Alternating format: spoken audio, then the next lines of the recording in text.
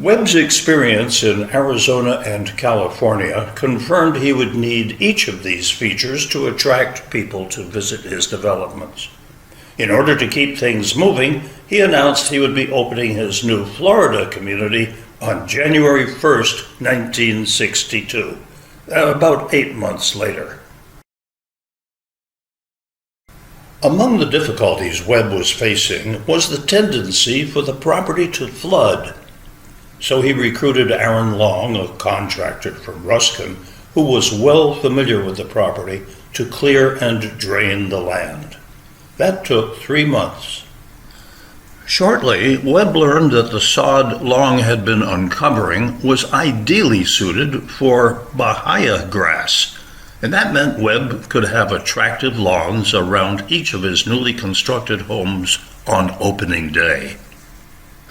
The first maps show this 15-acre lake as Bass Lake. There were thousands of bass fish had been dumped into it.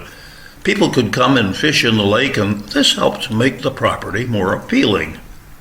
We know it now as Swan Lake, in the middle of town. As each new section was approved by the county, a plaque like this was installed on the main sidewalk in front of homes. The oldest ones we found was on Cherry Hills Drive. Affordable housing designed for senior citizens included some very original concepts. That is, electrical outlets placed higher on the wall so seniors didn't have to bend over quite so far, and kitchen cabinets 2 inches lower, making it easier to reach items, and the kitchen and bathroom sink spigots with levers for hot and cold running water, instead of round knobs, which would be easier for anyone with arthritis. To keep the community looking neat, all the original homes had this very visible garbage can buried next to the carport. The county only collected trash once a week, so there were no garbage cans visible along the street during the week. For the grand opening, Webb insisted on a variety of retail stores to be staffed and in full operation. Now, imagine when he was recruiting the businesses and dealing with business owners who asked, "How many people live there now?" And the answer, of course, was none. In the middle of his new community, Webb installed an outdoor pool. He surrounded the pool with a cabana and club rooms for a number of indoor craft activities. But Webb realized that people have outdoor recreational interests too. And he hired Stan Clark as his first activities director to help coordinate all of those. The King's Inn actually opened before opening day and developed a reputation for being a first-class restaurant. This picture shows the confusion of what the community was going to be called. There was already a Sun City, Florida, nearby. So he chose to call this community Del Webb's Sun City. The post office soon changed it to Sun City Center.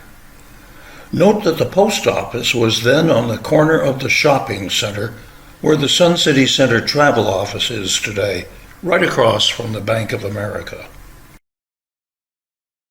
We had our own sewer plant in what is now the Gloucester-Cambridge area of Kings Point. Everything was built above ground, so when the pipes and tanks were removed, there would be no traces left. We also had our own water purification plant. It was located over on El Rancho Drive, and it was there until the late 1980s. Everything was ready for selling right after Christmas 1961, and they were getting ready for the January 1st, 1962 grand opening that Webb had promised. But now Webb had hired a property manager to handle the grand opening, and the manager noticed that January 1st was a Monday.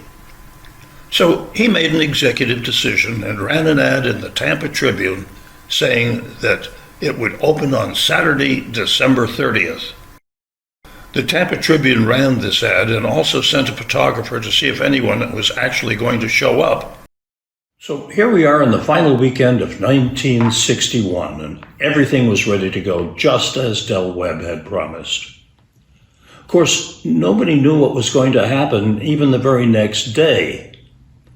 So we invite you to come back and we will show you not only what happened the next day, but for the following 60 years.